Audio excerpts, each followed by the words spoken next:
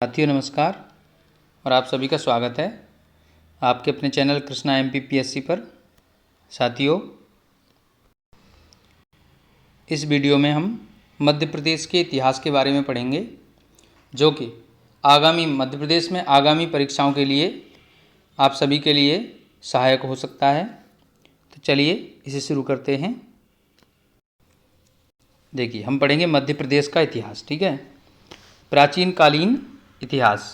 सबसे पहले प्राचीन कालीन इतिहास पढ़ेंगे और हम देखेंगे यहाँ पर कि जिस काल में मानव द्वारा घटनाओं का कोई लिखित विवरण उद्धृत नहीं किया गया उसे प्रागैतिहासिक काल कहते हैं। ठीक है, यानी जिसमें कोई लिखित विवरण नहीं है उसको हम प्रागैतिहासिक काल कहते हैं। और उस काल को जिसमें लेखन कला के प्रचलन के बाद भी उपलब्ध लेख नहीं पढ़े जा सके हैं उसको हम आद्य ऐतिहासिक काल कहते हैं। ठीक है, यानी कि लेखन कला प्रचलन में थी, लेकिन उस समय के जो लेख हैं वो उनको हमने नहीं पढ़ पाया है, तो उसको हम आद्य ऐतिहासिक काल कहते हैं।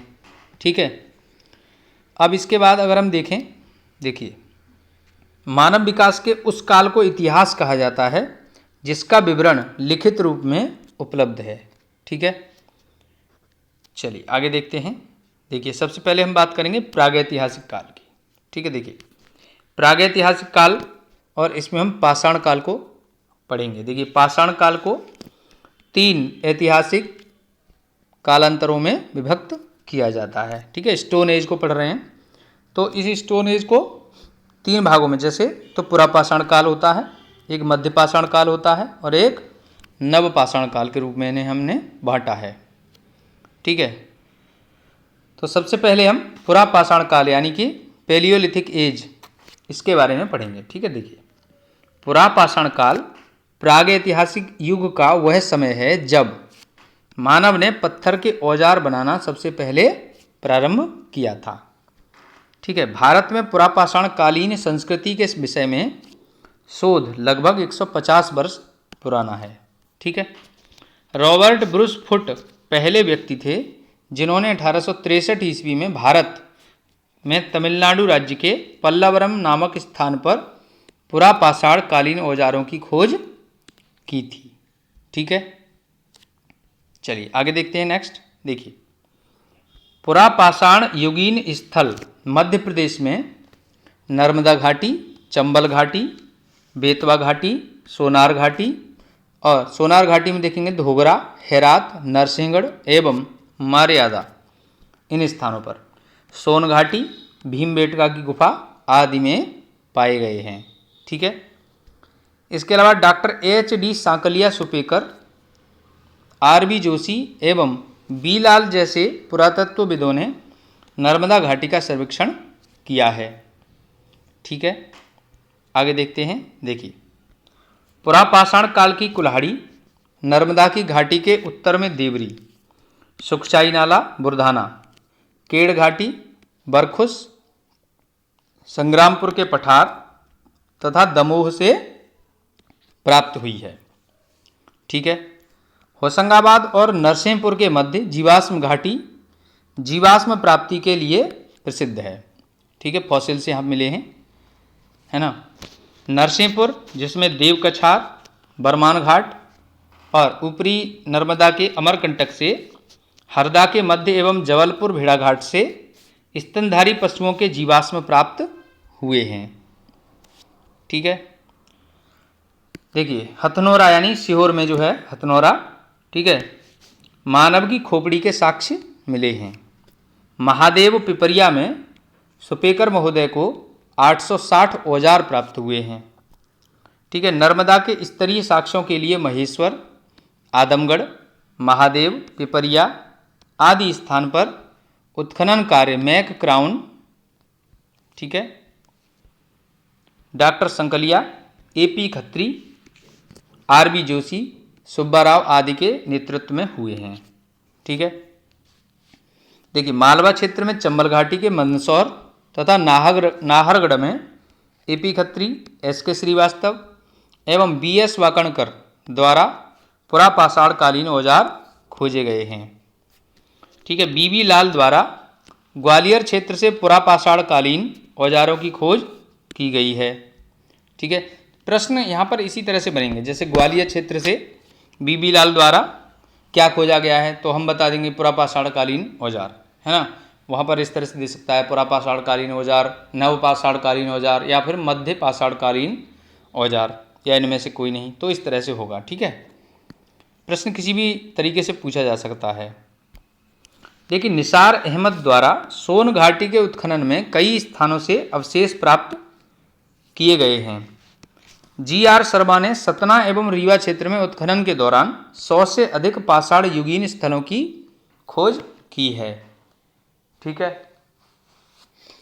नरसिंहपुर से प्राप्त आद्य सोहन किस्म के गणासे और खड़क उपकरण तथा चौतरा किस्म के हस्तकुठार और विदारणियाँ प्राप्त हुई हैं।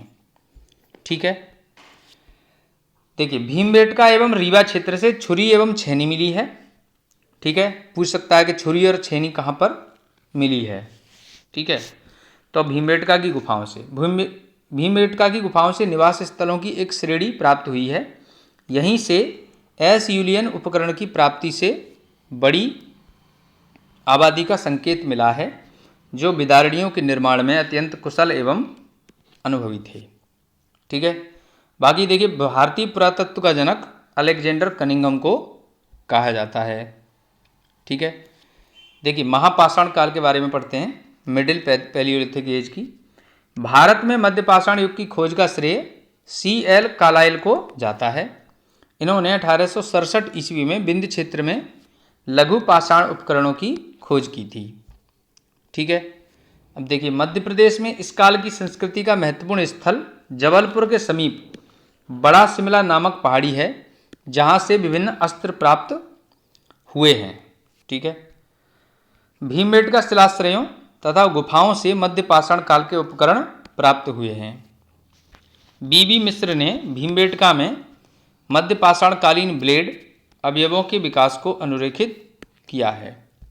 ठीक है, चलिए आगे देखते हैं। देखिए, होशंगाबाद जिले में स्थित आदमगढ़ शिलाश्रय में आर.बी. जोशी ने 1964 में लगभग 25,000 लघु पाषाण उपकरण प्राप्त किए हैं। ठीक है, इसके अलावा देखिए, आदमगढ़ में पालतू जानवरों की हड्डियां बड़ी मात्रा में मिली हैं। ठीक है, अब देखिए, हम नवपाषाण काल के बारे में पढ़ेंगे। देखिए, नवपाषाण काल, इस युग के प्रमुख औजार सेल्ट, कुल्हाड़ी, बसूला इत्यादि पॉलिशदार रूप में मध्य प्रदेश के सागर, जिसमें कि एरण और गढ़ी मोरेला में, जबलपुर जिसमें कि मुनई, कुंडम, बुरचेका, और दमोह में हटा, होशंगाबाद, छतरपुर के जतकारा में, इन जिलों में पाए गए हैं। ठीक है, देखिए, इस युग में मनुष्य ने कृषि, पशुपालन, मृदभांड बनाना, वस्त्र निर्माण, गृह निर्माण, अस्त्र शस्त्र एवं अग्नि का प्रयोग सीख लिया था नवपाषाण काल में। ठीक है, तो प्रश्न की श्रृंखला में ऐसे बात कर सकते हैं कि जैसे अगर कहें कि कृषि कब शुरू कर दी, तो नवपाषाण काल में, पशुपालन कब किया, तो वो नवपाषाण काल में, मृदभांड कब बनाए, इस तरह से। ठीक है, अग्नि का प्रयोग कब हुआ, नवपाषाण काल में। ठीक है, इसके अलावा देखिए, पहिए का आविष्कार नवपाषाण काल की बहुत ही महत्वपूर्ण उपलब्धि थी। ठीक है, चलिए आगे देखते हैं, आद्य ऐतिहासिक काल। ठीक है, देखिए, ताम्रपाषाण काल। देखिए, मध्य प्रदेश में हड़प्पा सभ्यता के अवशेष तो प्राप्त नहीं हुए हैं, परंतु हड़प्पा सभ्यता के बाद ताम्रपाषाण युग के अवशेष मालवा क्षेत्र के नागदा, नावड़ा टोली, कायथा, आवरा, एरण तथा बेसनगर आदि स्थानों से प्राप्त हुए हैं। ठीक है, अब देखिए आगे देखते हैं, नावड़ा टोली एवं महेश्वर के अवशेष 1660 ईसा पूर्व से 1440 ईसा पूर्व तक, एरण के अवशेष 2000 ईसा पूर्व से 700 ईसा पूर्व तक, बेसनगर के अवशेष 1100 ईसा पूर्व से 900 ईसा पूर्व तक तथा कायथा के अवशेष 2015 ईसा पूर्व से 1380 ईसा पूर्व तक के स्तरीय प्रमाण उपलब्ध कराते हैं। कायथा से मोटे और मजबूत ब्राउन स्लिप्ड बेयर नामक मृदभांड पाए गए हैं। ठीक है, आगे देखिए, मालवा के मृदभांड हल्के पीले एवं नारंगी रंग के हैं, जिनमें काले और गहरे भूरे रंग से चित्रकारी की गई है। अध्ययन से ज्ञात होता है कि विश्व एवं देश के अन्य क्षेत्रों के समान मध्य प्रदेश के कई भागों, खासकर नर्मदा, चंबल तथा बेतवा नदियों के किनारों पर ताम्रपाषाण सभ्यता का विकास हुआ था। ठीक है। 1932 ईस्वी में कैम्ब्रिज विश्वविद्यालय के एक दल ने ताम्रपाषाण सभ्यता के चिन्ह मध्य प्रदेश के जबलपुर और बालाघाट जिलों से प्राप्त किए थे। ठीक है। अब देखिए आगे देखेंगे। डॉक्टर HD सांकलिया ने नर्मदा घाटी के महेश्वर, नवादा टोली, ठोड़ी और BS वाकड़कर में होगा यहाँ पे नागदा कैथा में ताम्रपाषाण कालीन उपकरण खोजा था। इसका काल निर्धारण 2000 ईसा पूर्व से लेकर 800 ईसा पूर्व के मध्य किया गया है। अब देखिए इस काल में मानव सभ्यता आदिम नहीं रह गई थी, घुमक्कड़ जीवन अब समाप्त हो गया था और खेती की जाने लगी थी, यानी कि स्टेबिलिटी आ गई थी। ठीक है। स्टेबल होकर के वे लोग जो है काम करने लगे थे, खेती कर रहे थे, वस्त्र निर्माण कर रहे थे, है ना, और जो है अग्नि का प्रयोग सीख ही लिया था। तो इस तरह से है। शैलाश्रयों की बात करें तो भारत में पाए गए चित्रित शैलाश्रयों में से मध्य प्रदेश में सर्वाधिक शैलाश्रय पाए गए हैं। ठीक है। अब देखिए मध्य प्रदेश में चित्रित शैलाश्रय होशंगाबाद, सागर, रीवा, मंदसौर, जबलपुर, रायगढ़, सीहोर, रायसेन, ग्वालियर, पूर्वी निमाड़, शिवपुरी, दमोह, छिंदवाड़ा, छतरपुर, पन्ना तथा नरसिंहपुर जिलों के अनेक स्थानों पर मिले हैं। मध्य प्रदेश में पाए गए गुफा चित्रों में पशु पक्षियों का शिकार, जानवरों की लड़ाई, मानव का पारस्परिक युद्ध, पशुओं की सवारी, गीत, नृत्य, पूजन, मधुसंचय तथा घरेलू जीवन संबंधी अनेक दृश्य दर्शाए गए हैं। ठीक है। गुफा चित्रों में लाल, सफ़ेद, काला, नीला या पीला रंग उपयोग में लाया गया है। पचमढ़ी के निकट बहुत सी गुफाएं मिली हैं, जिसमें लगभग 40 गुफाएं विविध प्रकार के चित्रों से सुसज्जित हैं। होशंगाबाद से भी एक गुफा प्राप्त हुई है, जिनमें एक जिराफ का चित्र बना हुआ है। ठीक है। पचमढ़ी के निकट लगभग 30-40 मील की दूरी पर तामिया, सोनभद्र, झलई इत्यादि गांव से गुफा चित्र प्राप्त हुए हैं। ठीक है। अब देखिए हट्टा नामक ग्राम के समीप फतेहपुर नामक स्थान से कुछ चट्टानों पर चित्र प्राप्त हुए हैं। पचमढ़ी से लगभग 13 किलोमीटर दूर पनार पानी गांव में मामा भांजा शैलाश्रय है, जिसमें लगभग 29 चित्र हैं और यहाँ क्रीम एवं लाल रंग के चित्र बने हैं। ठीक है। अब देखिए अब हम ऐतिहासिक काल या लौह काल या आयरन एज की बात करेंगे। देखिए मध्य प्रदेश के कुछ उत्तरोत्तर भाग जैसे भिंड, ग्वालियर तथा मुरैना से लौह युगीन संस्कृति के साक्ष्य जैसे धूसर चित्रित मृदभांड के अवशेष पाए गए हैं, जो लगभग 1000 ईसा पूर्व के हैं। ठीक है। अब देखिए आगे जो है मध्यपाषाण कालीन संस्कृति।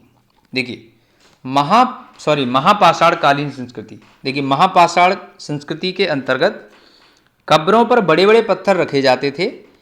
दक्षिण भारत के प्रसिद्ध महापाषाणीय स्मारक मेगालिथ के कुछ साक्ष्य मध्य प्रदेश के दुर्ग, रायपुर, सिवनी तथा रीवा क्षेत्रों में भी मिलते हैं।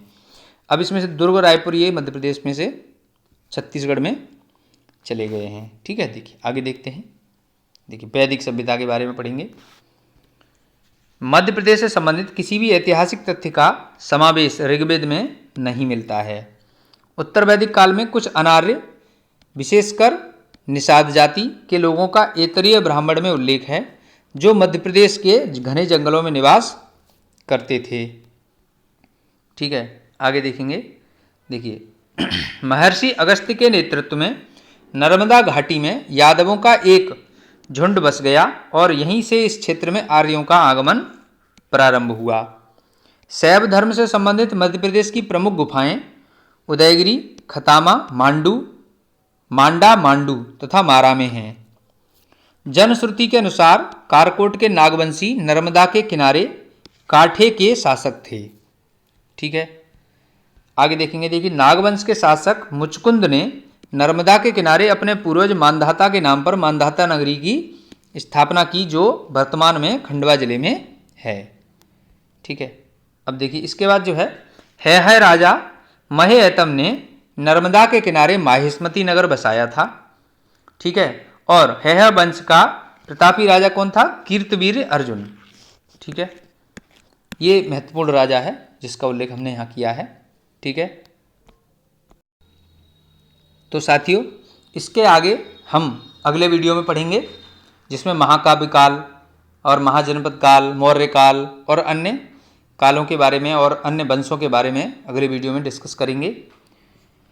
तो यदि आपको यह वीडियो अच्छा लगा है, हेल्पफुल लगा है, तो इसे लाइक करें, शेयर करें, कमेंट करें, और यदि आप चैनल पर नए हैं तो इसे सब्सक्राइब कर लीजिए। तब तक के लिए नमस्कार।